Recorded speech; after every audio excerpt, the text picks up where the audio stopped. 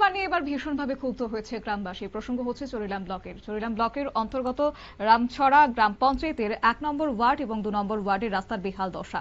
রাস্তার বেহাল দশা সংস্কারের জন্য গ্রামবাসীরা বহুবার প্রশাসনের নিকট আবেদন জানিয়েছেন এবং সেক্ষেত্রে জানানোর পর রাস্তা সংস্কারের জন্য অর্থ মঞ্জুর করা হয়। দুদিন হয়েছে, কাজ শুরু হয়েছে, হালকা হালকা পিচ প্রলেপ দিয়ে সমস্ত টাকা গিলে ফেলেছে ঠিকাদার, এমনই অভিযোগ গ্রামবাসীদের। বিস্তারিত কি রয়েছে শুনুন। কোন রাস্তা আর এদিক দিয়া ভাঙা টাঙা কিছু করে না, এই ক্ষুদ্রা ক্ষুদ্রা কইরা যাইতেছে। রাস্তা বলে এটা 42 লাখ টাকা স্যাংশন কইতাছে।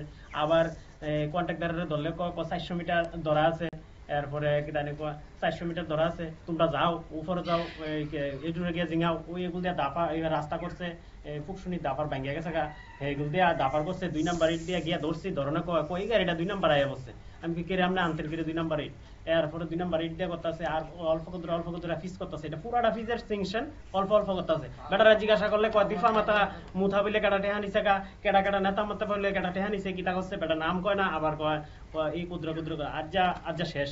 এই 2-1 দিন অল্প করে এই জায়গা তো করছোই না, এইসব ভিডিও আর এইসব পুরাটা রাস্তার ভিতরে অল্প ক্ষুদ্র। অবাক করার বিষয় হচ্ছে যে ঠিকাদারকে যখন জিজ্ঞেস করা হয় তখন তিনি নাকি গ্রামবাসীদের জানিয়েছেন যে এই রাস্তার অর্থ অনেক প্রভাবশালী ব্যক্তিদের দিতে হচ্ছে।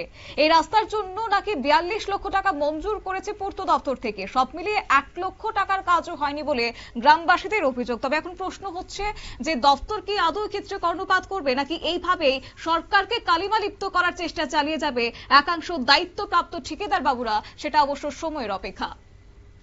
সংবাদ আপাতত এই পর্যন্তই। পরবর্তী আপডেটের জন্য চোখ রাখুন শুধুমাত্র নিউজ ভ্যানগার্ডের পর্দায়। নমস্কার।